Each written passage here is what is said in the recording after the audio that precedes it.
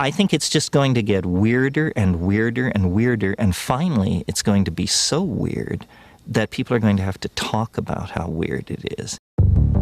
Eventually people are going to say, what the hell is going on? It's not enough to say it's nuts. You have to explain why it's so nuts. The invention of artificial life, the cloning of human beings, possible contact with extraterrestrials, the systems which are in place to keep the world sane are utterly inadequate to the forces that have been unleashed. Welcome back to Forbidden Knowledge News. I'm your host, Chris Matthew. Today my guest is Franklin BushWhisperer. First, check out my films. Doors of Perception is on Amazon Prime. Occult Louisiana is on Tubi. Great films to watch during the Halloween season. We are booking guests for December. If you have suggestions or you'd like to be a guest, email me forbiddenknowledgenews@gmail.com.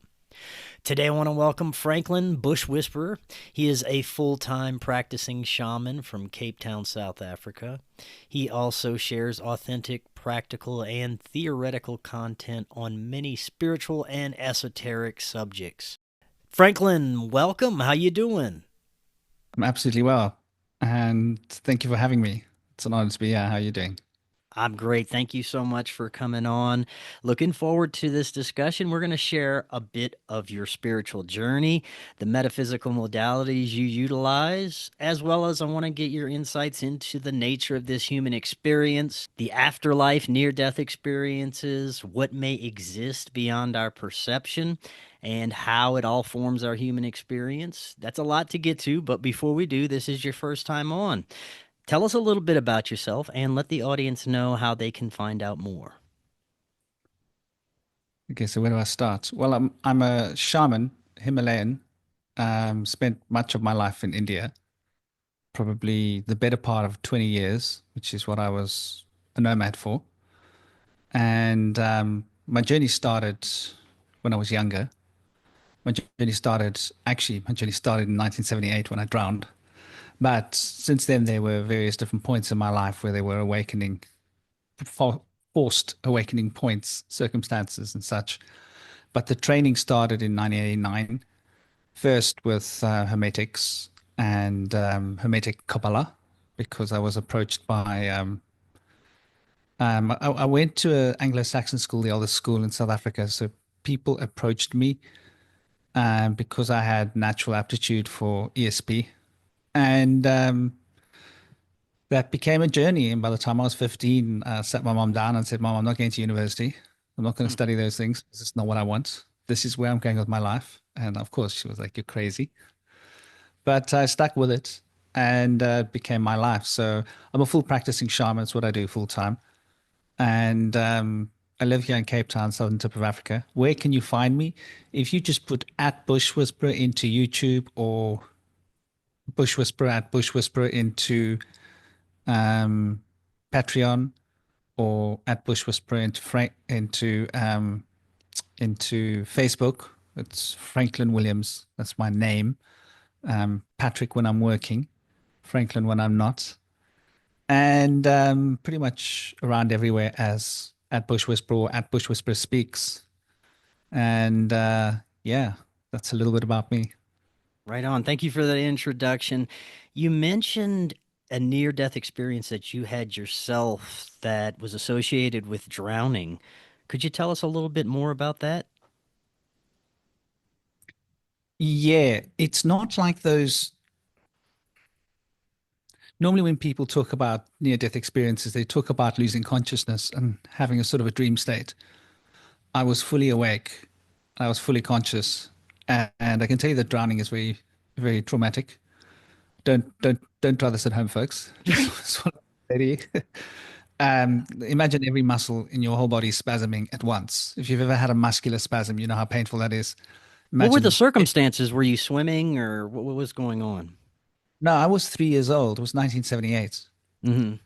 and I was having an argument with a being that wasn't physical, Oh, wow. and it was trying to convince me that I could get my little red boat with a little yellow top that was in the water with my string that had gone into the middle of the pool. And I was like, I can't go there. I was talking in my mind, and it was like, no, you can go there. You'll be fine. I was like, no, no. They told me I can't go there. It's not okay. And it said, oh, you'll be fine. Get the boat. So I tried to get the boat, and well, I didn't get the boat. Wow. I went down, couldn't swim, 3 years old. I hadn't been taught to swim. And I held on to my breath as long as I could. And then it exploded out of my lungs. Felt like my lungs exploded, and the water came gushing in, and the shock caused every muscle in my body to spasm. It's like still sends shivers up my spine thinking about the pain. And then this little gland in my head popped. What felt like all this fluid got squirted into my head.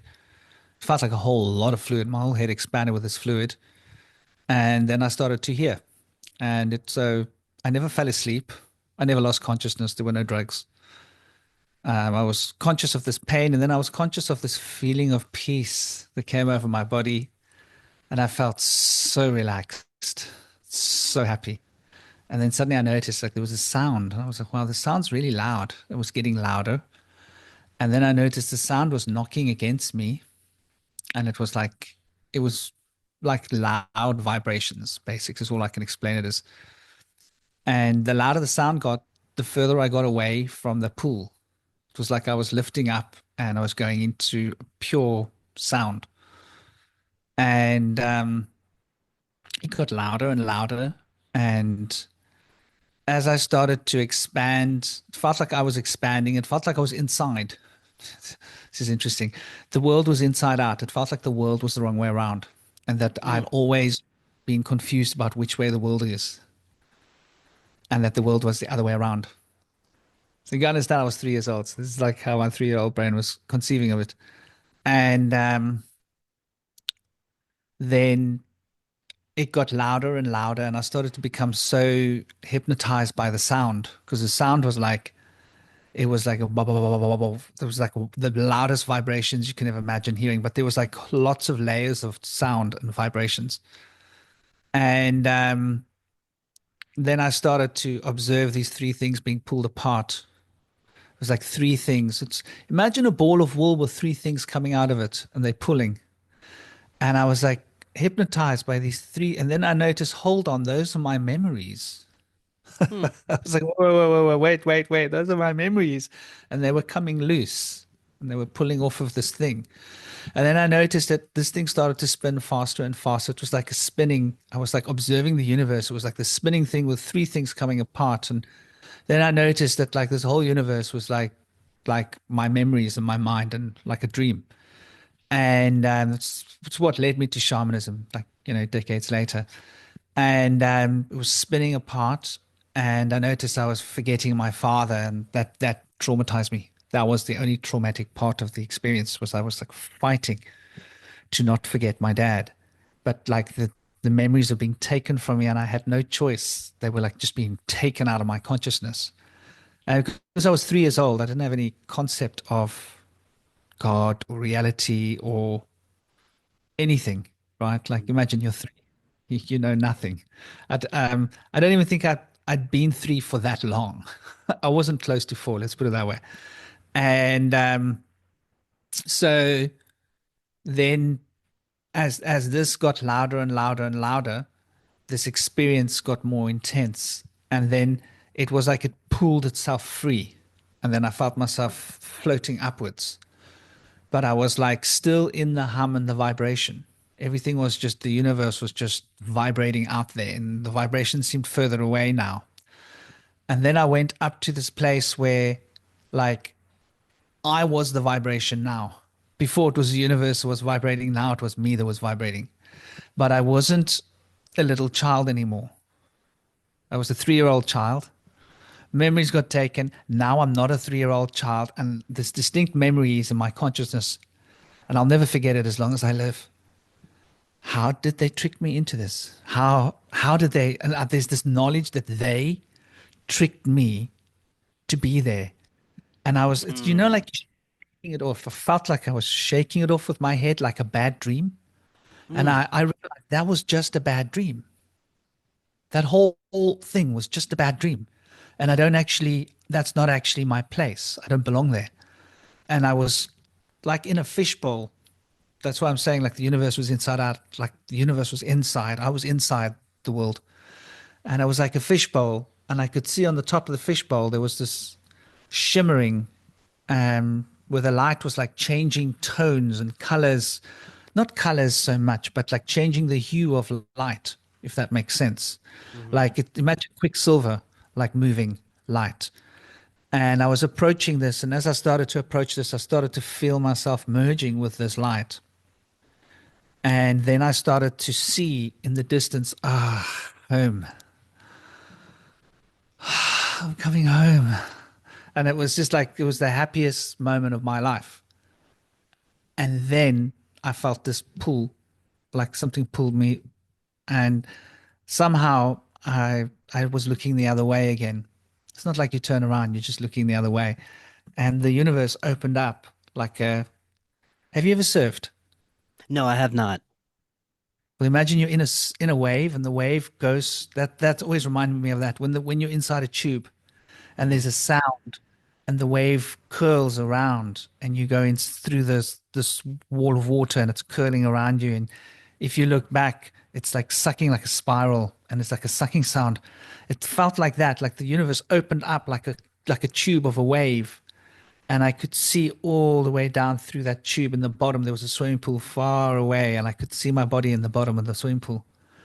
And then I could see Marika getting up. She was my father's fiance, and she was walking, and I somehow instantly I flashed. I was at the bottom, and I was trying to stop her. I was trying to say, "No, leave me. I'm going home. Leave me." But Mm. my voice couldn't come out, and she dived right through me into the pool and took my body out of the water. And then I saw her put the body down and start pushing. She was a nurse. She was trained as a nurse, and I think she just finished her degree. So it's like a year or two past, and she had done, like, that's where my father met her. She was an intern at the hospital, and the swimming pool was Tygerberg Flats swimming pool, which was right next to Tygerberg Hospital. So she did CPR on me, and when she did CPR on me, I sort of felt myself being forced into my body, and then when I forced into my body, I was suddenly feeling very nauseous and very dizzy, and I was like, "Oh, it feels horrible in here. This thing feels Mm. terrible." After that feeling, Yeah, it was like, yeah. "Oh, back in this thing again." And then I was coughing, and then I was dizzy, and I was dizzy, and I was being carried, and they were taking me to the hospital, and they put things in my mouth, and then slowly but surely the nauseousness stopped. They must have given me some kind of medication or something as well. Um, it, at that point, I was like, like if you're in a fever, and you're sort of, what's going on around you, you're sort of aware of it, but you're like, yeah, this is very weird what's happening. It's very abstract. And so that was the experience. Wow.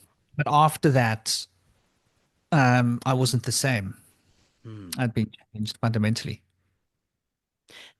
Tell us a little bit about those changes. And just in that story alone, it opens up so many doors of possibilities that I'd like to explore. But before we get to that, what were some of the most profound changes that you started to notice? Well, I wanted to learn about, like, who's this Jesus guy? Mm. Suddenly, like, my dad, like, who's this Jesus guy? I was like, no, I want to learn about this. And my dad was like so happy. I was like, so I started like learning to read the Bible, and Mm. like I'd read the Bible. By the time I went to school, I'd read the Bible 2.5 times from cover to cover Wow. with my dad every night, every morning, half an hour, half an hour. And but then I noticed I wasn't like the other children, and I noticed I could sense all the adults' thoughts. I thought it was just normal, and I could feel that they were all sad, and they were like all afraid, and they weren't living. And some part of me was like, how do you live like this? Like, Mm. everybody was too afraid to live because they were so afraid of not being alive Hmm. that they wouldn't allow themselves to be truly experiencing life, and they were like guarded and hiding behind walls. And I noticed I wasn't like the other children. It must have been about 6 months later. Like I would, this is what I would do. I'd go to the creche, right? And I'd go into the sandbox and I'd draw a circle in the sand, perfect circle. And I'd sit inside the circle, cross-legged. I was also having dreams of other lives all the time. Like I got to know a previous life in Japan rather well, and other times I was like living different lives at once. Wow. And I would just draw the circle, and I would sit cross-legged with my like hands like somehow on my lap, like I suppose like a Buddha pose actually, and but just cross-legged, not like Siddhasana or anything.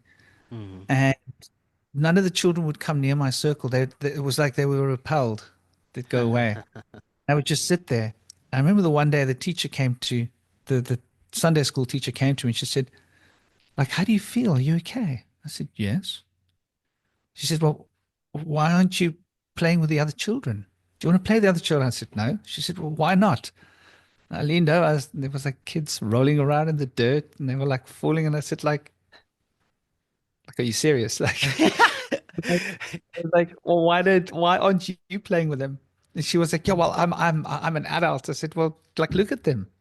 Look at how they're going on. Why would I want to do that? Like, it's ridiculous. And Wow. she said, but like, are you sad? I said, no, I'm not sad. And she said, well, what are you doing? I said, I'm thinking. She said, well, what are you thinking about? I'll never forget this. I said, I'm thinking about how everybody is so afraid of death, so afraid of being sad that they are not allowing themselves to really be happy. Mm. Do you allow yourself to be happy? And she was like shocked. And she sort of started stammering and walked away from me and I noticed that I could speak to adults. I couldn't speak to children easily. Yeah. Wow. So I was like, some part of the adult vestige just stayed with me as a child. That after those three things were ripped out of me, I Mm. became like an adult and then I became a child again. And I thought I had brain damage. My brain felt like there was things that wasn't right with it.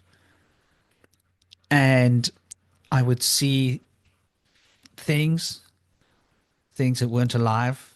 I would have premonitions Mm. of what's going to happen. And I would say, like, I didn't know, I'd just say, like, you're going to crash your car at that place on that day, at that date, at that time, Wow. and you're going to leave this world. And then it would happen Huh. at like the time and the place and that I said. And I made a few of these kind of predictions. And I remember we moved to a new house a little while later, must have been about 4 or 5 months. And in this new place, my dad went to, in those days, it was like 1979, imagine. People still spoke to each other. Yeah. Yeah. And we went across the road to a gated community, like not a flat, but like apartment. It's like, what do you call them? Timeshare? No, not timeshare, condos, whatever. Mm, yeah. Kind of. And the massive communal garden, and they were all having a barbecue. And we went there, and I remember my first day there, I told everybody there was a ghost here, and they all laughed. And I said, no. And I told them the name of the person. And I said, you see that room up there? And I told them like the date and the time and how this person had been unalived with a knife and the details of it. And then I told them who had unalived this person. And everybody got really scared, Mm. nervousness. And they asked my dad, please, Frankie. My dad was also Franklin Patrick Williams. Please, would you take this child? Will you go? They were like shaking. They were scared because Wow.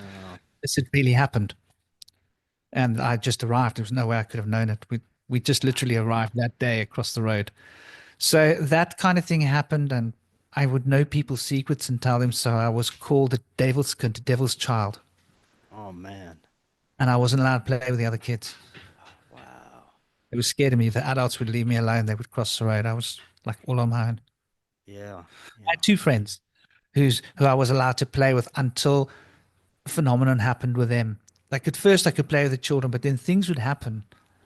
I would get all the children. We would all talk like one voice. Hmm. Freaked the adults out. It was funny to us. Wow. We Huh. would like all be in one mind and speak with one voice. And like we would laugh, but the adults didn't think it was funny. Yeah, I can imagine. So, as you got older, how did you integrate your experiences into something that wouldn't drive you crazy? I had a little guy. There were these things that were looking for me at night. And my dad had me exercised. I think I think it was 7 times. It was half a dozen Really? times. He got every exorcist from like far away to come and exercise me. And so I always had these men with black dresses with their frankincense. That's where I learned about frankincense. That was the Hmm. one thing I loved about the exorcism was, oh, you're going to burn that stuff. Oh, I love this stuff. I just couldn't get enough.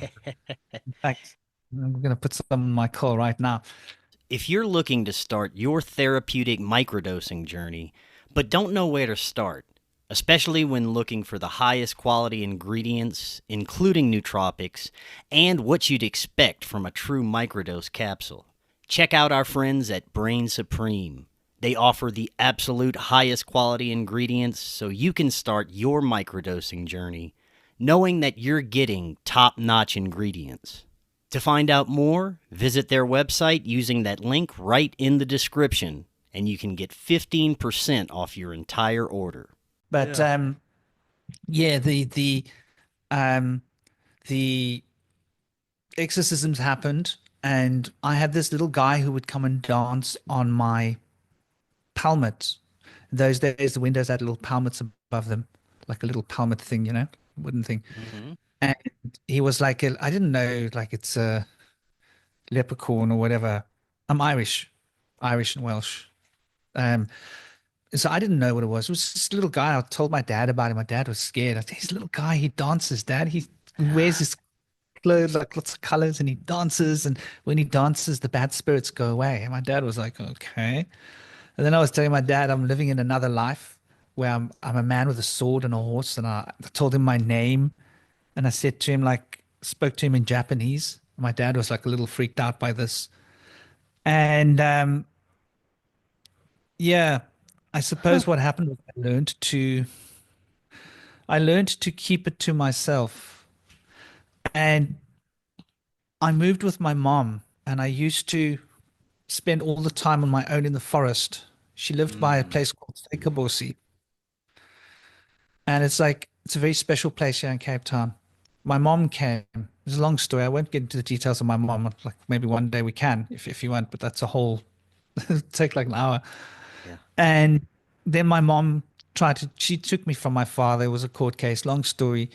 My dad did end up winning custody of me, but during that time I was living with my mom because he had taken me when he wasn't allowed to take me, but he had had reason to take me, right? Hmm. And she looked after me the way she should have. Mm. And but I was back with my mom, and we were living next to this woodcutters trail in this forest, and I would walk off into the forest all on my own because they were always with me. My guides were always there, Hmm. and they would Hmm. come and talk to me. They'd say, "You can come with us now." And I used to say to them, "What about my mom?" They said, "Don't worry, we'll make it that she can't think about you." Wow. And then I'd go into the forest with them, and they'd say to me, "Okay, call this," and I'd call this animal, and it would come out of the forest, and it would come to me. And then it's snakes and big spiders, and I would communicate with these creatures. They would come to me, and then they would go back away, and birds would come down and sit next to me and talk to me, and I would touch them. And then they came to me one day and they said, "We want to take you for a final one. This is an important event, but we're going to be going away for a while." And I was so sad. I was like, "Well, what friends am I going to have if you guys go away?" And they said, "No, we have to go away. This is how it must be." They were like my only friends. And they said, "But first, we want you to do what we've been training you to do. We want you to call this one." And so I called this was a scorpion, a big black scorpion with a big black tail. And I called him out of the forest and he came and sat on my hands and they said, "You must take this to your mother. It's very important." Give it to her as a gift. So I took her to her and gave her to her as a gift. And when I came to her and I offered her this gift, she hit my arm and screamed.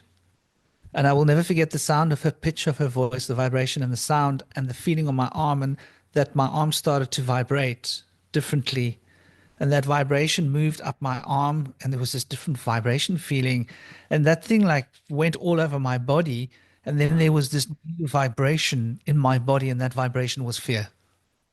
Mm. And that closed my senses down. Wow.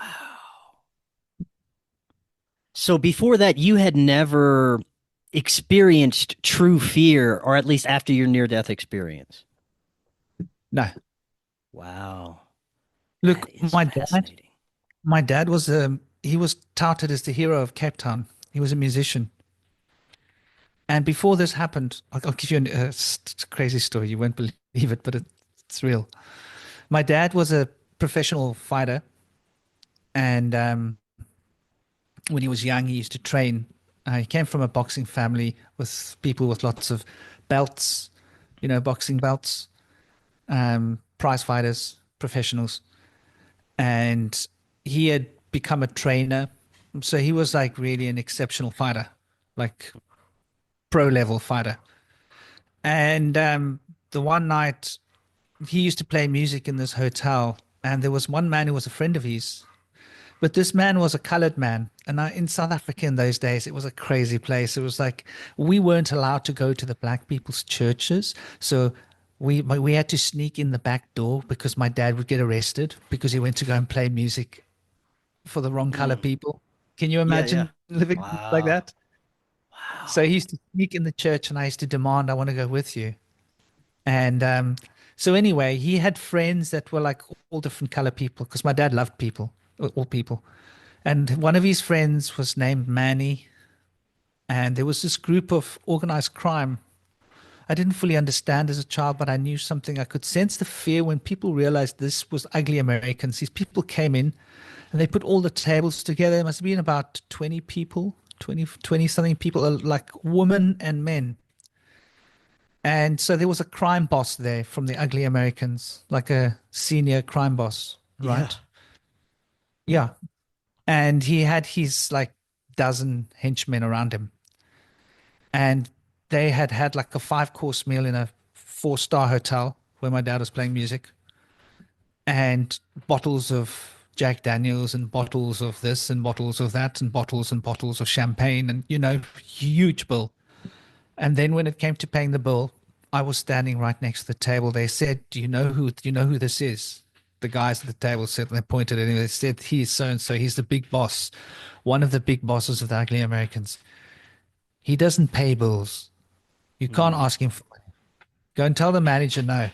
So I was worried because I noticed there was something wrong. And I followed Manny, and there was this manager in the restaurant that was shouting at him that he was going to take the money out of his wages. So Manny came back and he said to them, listen, please, so humbly, I'll never forget this. Please, will you, like, I've got children. Please, will you pay your bill? Because the manager going to take the money out of my account, out of my work wages.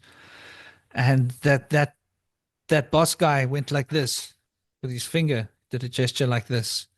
And the guy closest to me stood up, stepped over, and he went with a butterfly knife and in the heart. And he fell down right next at my feet. I was standing like a meter between them. And then there was like the blood was squirting out of his heart because he'd gone right through the sternum Wow. with this. And I got my dad. I said, Dad, those guys are ugly Americans. They just killed Manny. Then I went to Mariki. I said, Mariki, Manny's dying. Those guys are ugly Americans. They just killed him. I was only 5, but like I say, I was like an adult when I was 5. And my Wow. father was packing up his thing, and he took out this metal bar. It was like about that big out of his mic stand, and he looked at it and he said, Franklin, you just sit over there on the stage. And he walked up to those guys. He said, this man had children, and he was a man of God. And you gangsters are a bunch of scarpies. It's like a derogative way that a gangster would call a gangster. He said, you're a bunch of scarpies. All of you are spunk bubbles, not a man amongst you. If any of you feel like you've got anything to do about anything. Just leave these women. The place was full of families. He said, leave all the families and the women and the children alone. Come and meet me in the parking lot alone, and I will show you the wrath of God. And he walked out to the parking lot with his little metal bar, and they made a big circle around him. And there must have been about 10, 12 guys.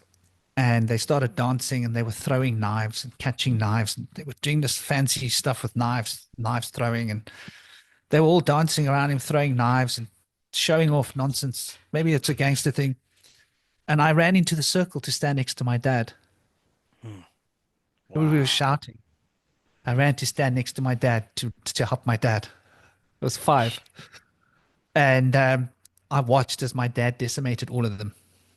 Like those that Damn. survived went to intensive care, Ooh. and those that survived. Yeah. And my dad finished them all. Like, but I felt like I was felt like I had to be next to him to pour my power into him, to make him like, Wow. yeah. We're definitely have to do a follow-up episode very soon to explore so many things because I just have a feeling we are going to barely scratch the surface today.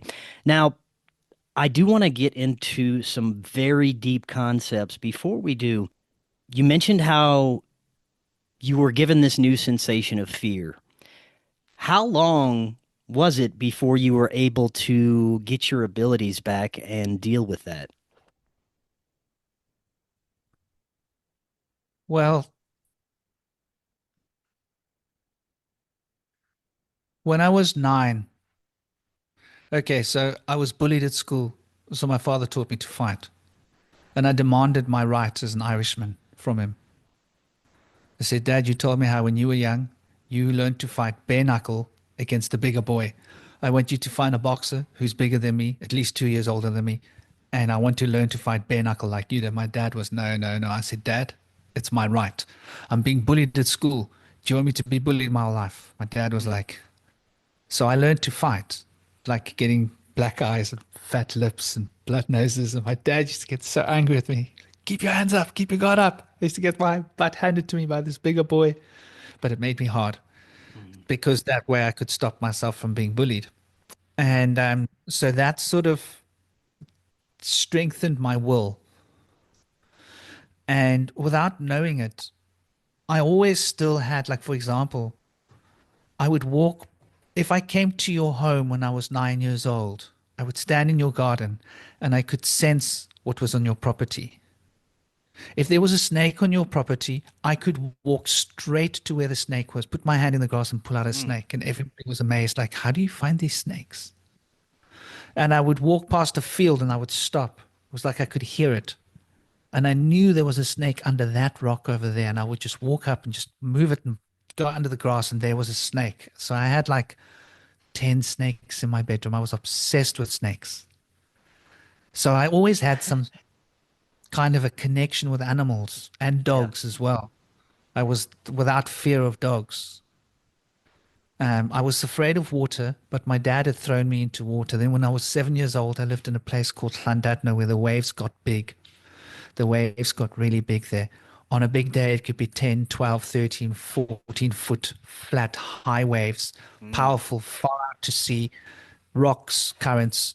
And I would go out and boogie board all on my own with these big swell far out in the surface. I got like knocked unconscious, got carried to the shore by a surfer, shake myself up and go back out again because I wanted Yeah. to face fear.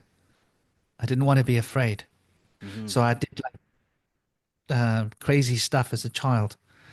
And then I was bullied a lot. And when I was being bullied, I learned to do something. I think I instinctively learned some kind of iron shirt technique. I trained in martial arts, past lives, always remembering past lives. I was I was like a general in a samurai general in a last life. So I was a blade master and I learned judo and martial arts, jiu-jitsu and karate. And so like I went to one judo class when I was 9 years old. First day at school, the big boy's bullying me, pushing me around, and I just want to go to the toilet. I'm cool. I don't want to. I'll go this way. He'll come there and push me and push me. Okay, I go that way. He didn't want me to go to the toilet. And I was like, look, please, I'll walk around. And I tried to walk around. And he said, no, no, you're not allowed on the playground. I'm the boss here. And he was a big boy. And then he started pushing me all the way across the playground. I said, please don't, please don't. And then I did the way my dad had taught me. He was too big to hit him. So I had to jump up into the air and I hit him. And I jumped up straight right and I hospitalized him. And Wow. he had to go to intensive care from a single punch. And I didn't know at the time I was using ki, or what they call in China chi. I didn't know I was using. I just hit this guy, and he was a hair lip. He had to have reconstructive facial surgery, Wow. and Oh, to expel me, so they sent me for judo. And I went to one class, and I got a senior grade because I wow. happened to be grading.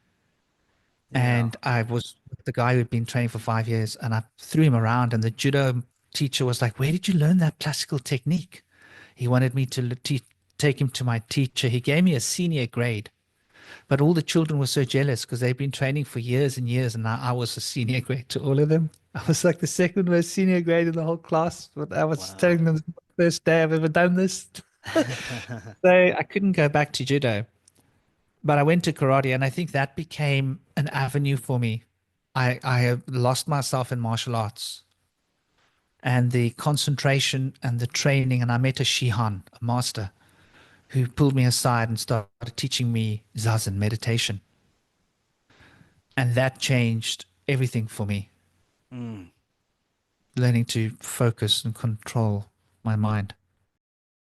I want to get into the extremely deep into the waters here. I want to go back to something you said that you experienced during your near death experience. You said once you had broken through and you were part of that vibration, you realized that you said they tricked me. And I want to explore that. I want to understand who they are, why you felt tricked, what this means in a bigger picture. I've only got experiences that I've had later on in life through initiations that relate to these things, Hmm. like that I've experienced in my later life. At that time, I didn't know, I didn't have a name for them or a face for them, but I just knew that they existed, that there was a they out there that had tricked me into coming here, and that they Mm. were like some other beings. And I didn't consciously think of like who they were, but I just somehow knew there was a them that had tricked me. It was very weird. I was only 3, but I was like remembering, like somehow thinking like an adult Hmm. or knowing adult things. And so I didn't have a real concept of who they were, just the sense and the recognition that I'd been tricked, and I was trying to think like they tricked me, like why am I here? How did they get me here? Hmm. And it didn't even occur to me who they were because it just took for granted that they were them, if that makes sense. Yeah, yeah. But later on in life, um, so when I was 12, I opened up a lot more again. That was the Shihan I'd met, the martial arts. Synchronicity would have it that I a friend of mine, a very close friend of mine, Colvin, who I'd met at Saks, and he was a bit of a ruffian. And the first day, it was like I was like, well, I'm going to be the boss of the class. First day of high school, like, I'm the leader of this pack. This is my class. He was like, nah, it's my class. So I was like, okay, let me meet you outside behind the school. We'll sort this out, man to man. Mm. We had a fight, and in this fight, like I got respect for him because he was a staunch bugger. And we had each other in a lock, that we had each other pinned, and neither of us would give up. And in the end, he said, well, why don't we be the bosses together? Because you're pretty cool. And I said, yeah, you're pretty cool too. Okay, that works for me. So we became best friends. And he was a pretty hard nail. And he actually started training in martial arts with me as well. We started training together. And his family, he had older cousins that must be about 4 years older, 15, 16, 17. And they were playing Ouija board at his home. And it was like a big, exciting thing. And this Ouija board, like they would be getting information from this Ouija board about their friends, about like, okay, when the phone rings, who's it going to be? Can you make someone phone us? Can you make this person phone us? And so they were playing with this Ouija board to see, and they were like getting like amazing answers and stuff out of this Ouija board. And Carvin said to me, "You must come and see this Ouija board. This is so cool. Like it'll tell you who's phoning." And I was like, okay, yeah, I'm all good. And I arrived, and the moment I walked in, the Ouija board went crazy and started spelling my name number 2, my name number 2, my name number 2. Next thing, there were all these other beings there and spirits there, and things started getting really crazy, and there was poltergeist, and things were being moved, levitated, and thrown across the room, and doors were being slammed in people's faces, and everybody was afraid. There was 2 women there, one of which was threatened in one way, the other one was being threatened in, they are like a rapper that ain't gonna rap because he's gonna put it in the end, right? I don't know where you post this, but certain words are gonna be trigger words, so the wrong kind of rap, and between a man and a woman, and so anyway, everybody was too scared, and they were all sleeping in the same room. That's how scared everybody was. Like 5 people, they were sleeping in Calvin's room. Everybody was too scared to leave. And they didn't want me to leave. And I was like, to me, this was fun. I was like, yeah, cool, man. This things levitate, things get thrown around the room. That's so cool, man. I wasn't afraid. And I was waking up in the night and I was screaming. Everybody was freaking out. They were like, what's wrong? I was like, no, it was this white light. It was burning me. It's being burnt by this white, there was like white hot fire burning me everywhere. Like it was just wake up screaming, being burnt by white fire, but it wasn't a problem. But it got worse and worse to the point where everybody was becoming extremely dysfunctional. And then one spirit came and started talking to me and said, like, you can hear me in your mind. And I was like, oh, so that's you. Okay, cool. So I started communicating with this spirit, and I was like, so what can I do? They were explaining to me that you've got this materializing body type and that you can change things and you can affect things. And I was like, okay, that's all good and well, but like, look at these people, they're suffering, like they're afraid for their lives. They said, well, you can stop all of this. I was like, well, how? They were like, all you do is you grab it. You grab it in your mind. It's inside your mind. Your mind wraps around everything. You just grab it in your mind and you control it. I was like, oh, okay. So I was like, is that all there is to it? Then I noticed that when the Ouija board was happening, because they were trying to get something to help them. They were so scared. They first threw the Ouija board away, then they went to fetch it because like it didn't stop. They were like, maybe there's a spirit that can help us. Maybe we can go and say sorry. Like, what do you want us? Like, what do we have to do to make you go away? Then I noticed I could control that thing with my thoughts. So that's interesting. I was controlling the thing, controlling that. I could control you that controls that thing. Oh wow, that's interesting. And so I just decided on a whim, I'm going to do what the spirit said, and I'm going to open up a spiral that gets bigger, like a hole in this dome that's around us, like this shimmering dome of energy. And I will just take you and push you through the hole with my thoughts, and fetch the other one and push you through the hole, put you all through the hole, and then just seal the hole up again. And that was the end of it. I didn't think much of it. Now oh wow, so now I can communicate with these beings with my mind. So that was like what woke me up. And then I was having out of the body experiences because of my Zazen training. When I started in karate, I went to a Hombu dojo, which was a Shihan. Shihan is a master, right? And a master is declared a master by other masters when they master their ki. So there's a metaphysical element to it. And when I joined the dojo, he came to look at all the class, and we were all training. And suddenly I felt this wind trying to push me over my feet, and I snapped around and I made eye contact with him. and I could feel this force emanating from this man, and I sort of pushed against it with my mind. Like what's this force? And I pushed his force back with my thoughts. And after the class, he came to me. He was the master. He wasn't teaching the children. He said to me, I see the spirit is strong in you. That's what he said to me. He said, that's good. He said, I want you to come to special class with my sensei.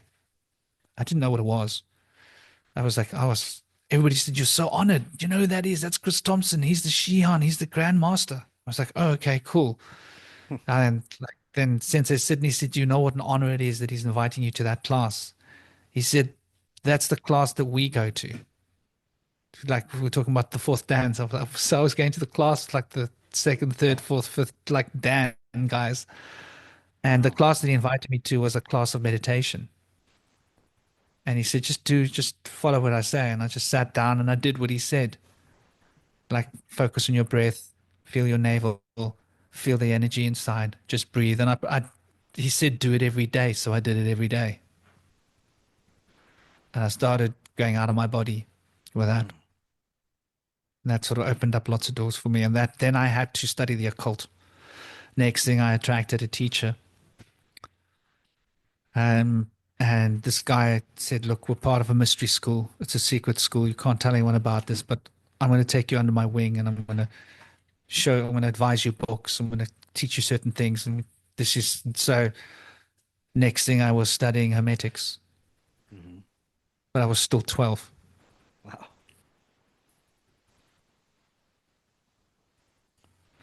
So that's what sort of started the process of, and then I trained. I trained hard for martial arts. I became provincial. I became SA championships. Became like one of the top fighters in the younger division in South Africa. And so I trained like 25 hours a week, martial arts, meditation. And became my life up until a point that I was more interested in the out of the body experiences than I was in the martial arts. I really want to go back to who they are whenever you're saying they tricked me. Okay. I got locked out of my body once, this was the second time I thought I'd crossed over. I thought it was the end, right? Now we're jumping ahead. I've been training for a number of years. I've been training for like 10 years, right? It's now 95, 96, 1996. No, I've been training for like 12, 13 years, like hard meditation, study, books, martial arts, everything. But my focus was on the meditation and, rituals and elemental work and the Kabbalah and the Hermetic Kabbalah. That was what I'd learned from a childhood. And I decided to do something. Decided I was ready. Wasn't really ready, but I decided I was. So I built myself a yantra, which is a sacred pattern of sacred geometry using complementary colors. There's a way that you do this. If you take a color, let's say I take a black item. Let's say this is red. If you stare at this for a long time, like a few minutes, then you stare at a white wall, you're going to see a white motif. You're going to see a white thing. If you stare at a red thing for a long time, you're going to see a green thing. If you stare at a blue thing for a long time, you're going to see an orange thing. If you stare at a yellow thing, you're going to see a violet thing. You've got to focus though. It's like you've got to really focus on it exclusively, like your whole consciousness becomes this thing. So that's how your eyes work. So I built one of these yantras, which was a geometric patterns, and it was the element of water. I'd built 4 of them, but I decided I was going to work with the water element, which was the blue and orange spectrum. And I put it on my wall and I went into full lotus posture. And because I was, like I said, I was training every day. And I focused into this center of this yantra, and I just went into that, and I just sat. And it starts to spin after a while because it's sacred geometry, and these colors are flashing in your face, and the whole thing starts flashing like it's a discotheque, and it's spinning until it became literally like a spinning portal.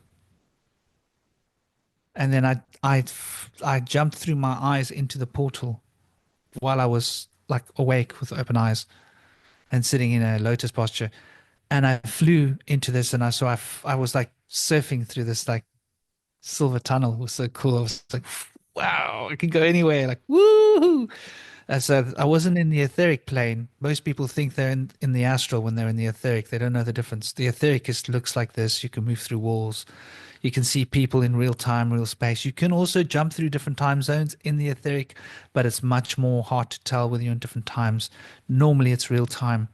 But the astral is something completely abstract. There's no up, there's no down, there's no left, there's no right, there's no form, there's no structure. It's just quality, energy.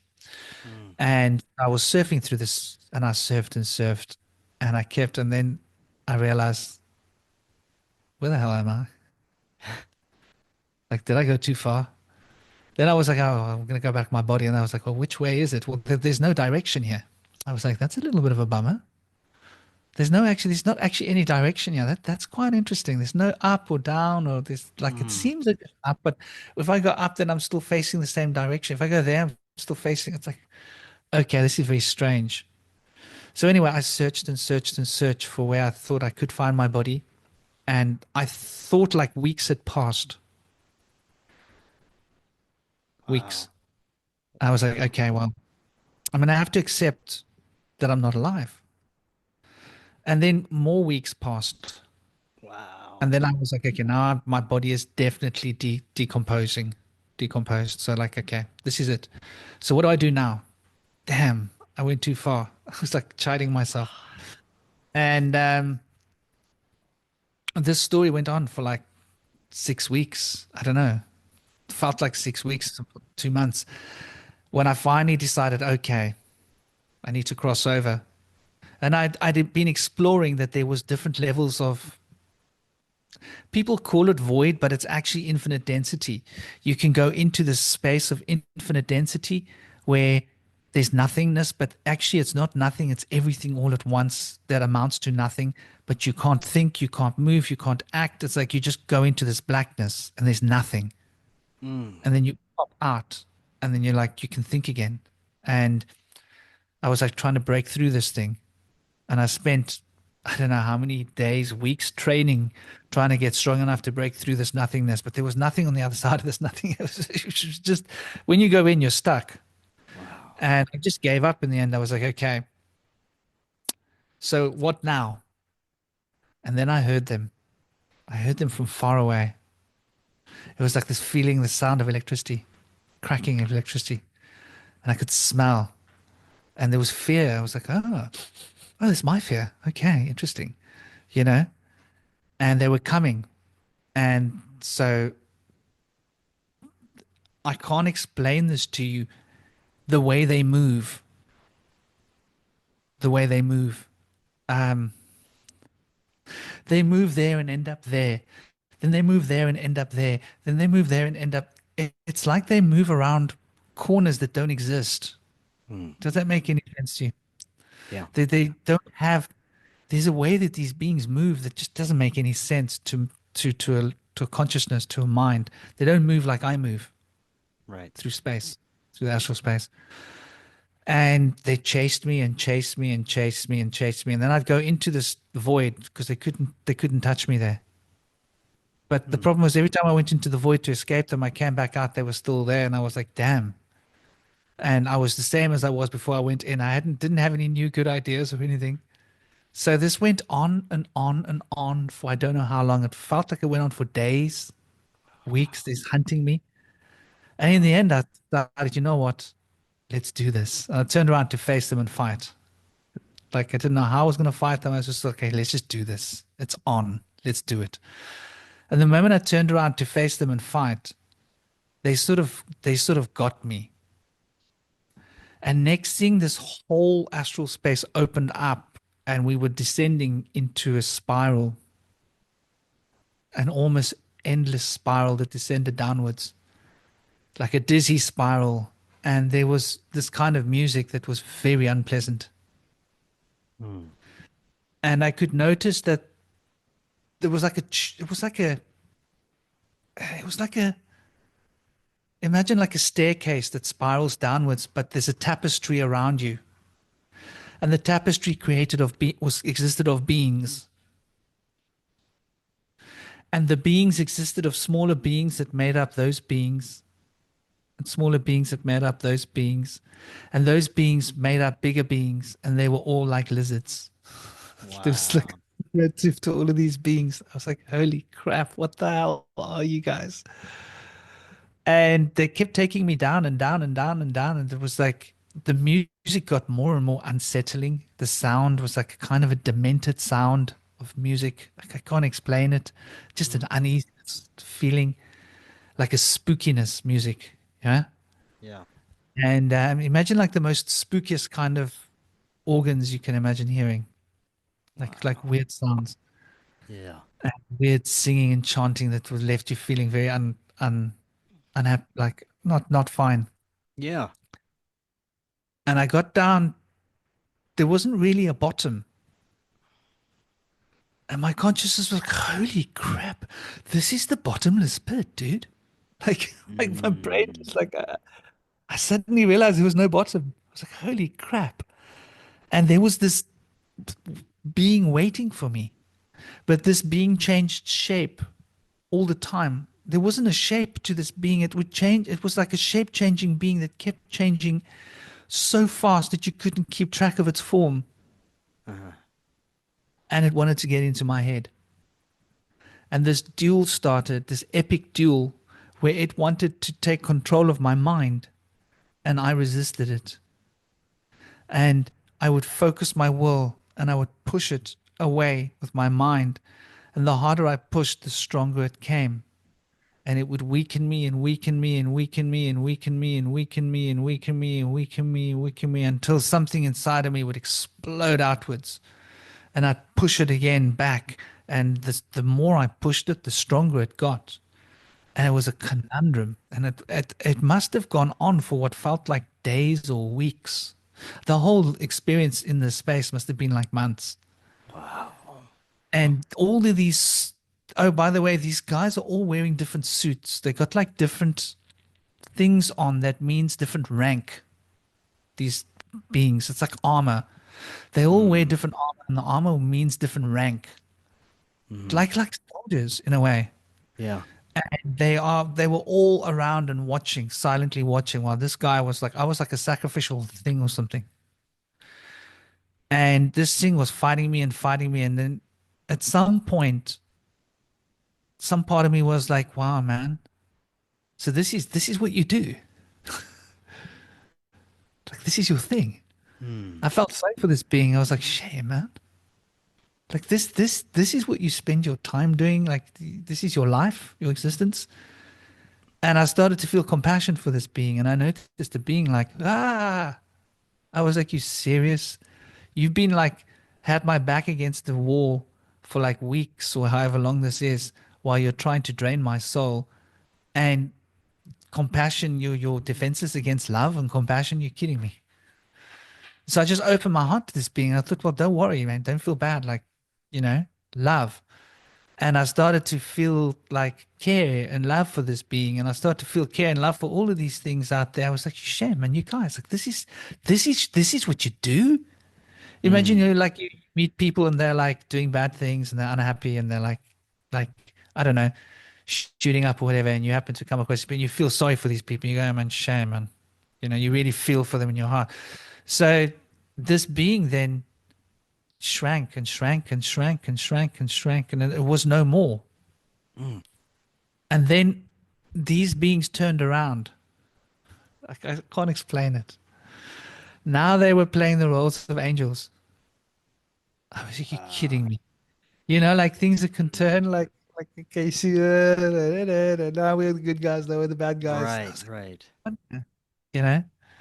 Mm. Like now you're the good guys, now you're the angels. And so they had an angelic form now, and the colors and the music sounded different. And I was going up. And the further up I went, the happier I got, the more ecstasy I experienced. And there was all this pictures, like images on the walls and writing on the walls as I was going up. And I was just like, there was something like remembering this was like an angelic field, and these beings would make up bigger beings, fractal beings of bigger beings and bigger beings, like a chain of beings that fit into each other that make bigger ones, and they made out of smaller ones. And but they were like angelic beings, and they looked like angelic beings, yeah. Hmm. And the geometry of their faces was different. They didn't look like lizards; they looked beautiful. And then I got to a certain point where it was decided this is as far as you can go. And I'll never forget how that broke my heart. I was like, but look up there. I want to go up there. I was like, no, this is where you're allowed. Because the music, that was like aria music, voices singing, like like if you've ever heard aria, it was like the most beautiful things you've ever heard in your life. Yeah. And then I started to vibrate and knock and knock and knock and knock. Like this was an experience when I was in childhood again. I was like, oh Yeah. my gosh, it's happening. And in that vibration, I looked inside myself and I wasn't alone. Now, this is going to sound weird, but there was there was a being inside my heart that was talking to me that was like really who I was, but I wasn't that being. And all I can say is like this being showed me a cross that came out of the space of light that came in to settle here. And this being was like, how do I explain this? Like, is this Emmanuel?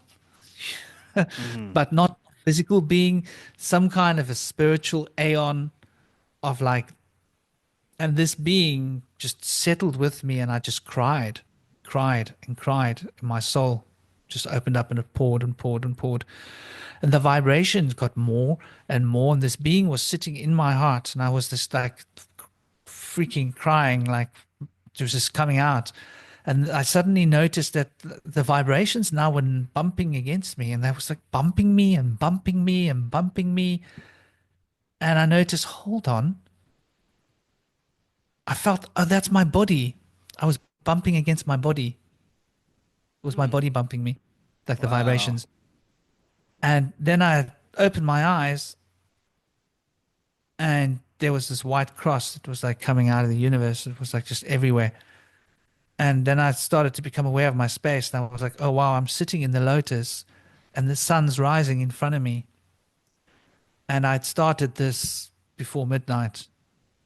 Oh, wow. So it had, in actual time, about 6 hours had passed. Sun wasn't rising. The dawn was changing, this change color sky before the sunrise. But it was about just over 6 hours later. Mm. And I'd been meditating to reach my peak at midnight. So it was about 6 hours.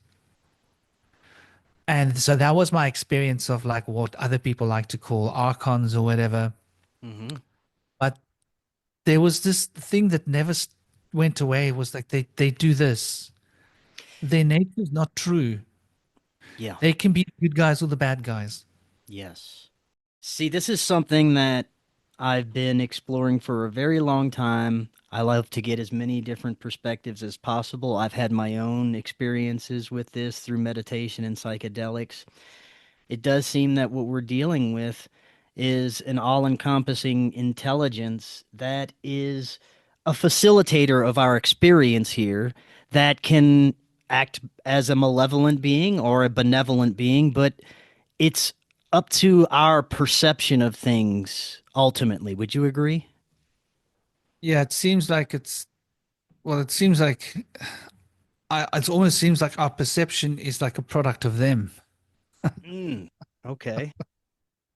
But there's So this would it be that connection. more that they have more control over our reality than we would want to admit, as in infringing upon free will in certain ways?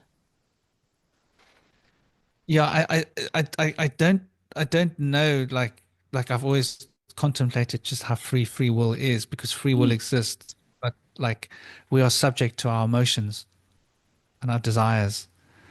And I think these beings influence our desires, and they influence us on an emotional plane. And so, like that, our reality is shaped by those things. So maybe it's indirectly they shape our reality because of us having desire and wants and, you know, selfishness. Now we've got a few minutes left. I'd like to share with the audience some of the modalities that you offer. Well, yeah, at BushWhisperer on LinkedIn, you'll find me there. In terms of what I'm working on at the moment, I'm working on an Enneagram system.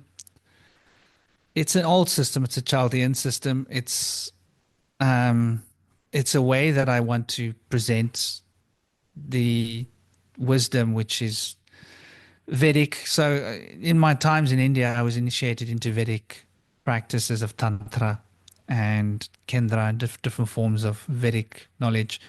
That was before I let go of everything to go in the jungles and just sit with rhythm and nature and live. I lived barefoot in the jungles, by the way. Spent a lot of time in living in caves, and I lived in a lot of ashrams as well in India and in Sri Lanka and in Nepal. Well, not in caves in Nepal. Nepal, I stayed in other places. But anyway, I spent like a big chunk of my life in the Far East. So I've amalgamated the Far East with Western systems. Shamanism is something you can't teach. Shamanism is what's a shamanic initiation? Once I swam out to sea, um, you can't see the land anymore. Yeah. To be with Oka and to commune with their spirit. But it's like, so shamanism is like a life and not a life thing. It's not something for like everybody. There's no incense or bells, or it's not like that. Your guides, once you connect with your guides, they say you need to do this, and then you do it. And there's usually like a risk involved. Yeah. And it's a very personal journey. It's not something you can teach. I did do on my Patreon, you can find it. It's free. There's a 108 short lectures, Bush Whisperer Speaks Series 1, and 108 short lectures, Bush Whisperer Speaks Season 2. So it's 216, they're 10-minute lectures, and they sort of create the groundwork for Western and Eastern occult sciences and knowledge. You can find it on YouTube as well. It's also free. The Patreon is probably better because there's no ads. I can't make YouTube stop advertising. I don't like it, but it is what it is. At least it's not happening on Patreon. Touch wood. But it's free. If you're a free thing, you have to pay for that. And I'm going to be putting together a series with the lectures with the Enneagram, because there's been this other Enneagram that's been around, and there seems like there's a lot of obfuscation. I looked up this Ikazo guy and like where he got the money from and like where that Enneagram came from, and it's like this it smells wrong. And so the reason I did those 216 lectures is because once I saw someone online saying that the etheric and the astral was the same thing, and I was like, no, it's not. I need to set this right. And next thing, organic process happened, and there was like 216 lectures that happened over 216 days. Yeah. Yeah. Like a lecture every day in the Penguin Sanctuary. I would just walk with my phone and just talk what channeling, whatever felt right in that moment. And this is what I'm going to talk about. But so yeah, there's that, which is a ground rule. But the Enneagram, I think, is it's the true Kabbalah. The Kabbalah is not supposed to be drawn. The glyph that you see, it's supposed to be a purely abstract conceptual thing. And so I've used the concept of a toric field, and a toric field is the Enneagram, and that's the structure of time space. So mapping the tree of life, the tarot, everything into it, you know, Mhm. languages, old languages, meditation. I did a free lecture for shadow work and meditation. You'll find that on my YouTube. What do they call them? Seminars, not seminars. Okay. They're called webinars.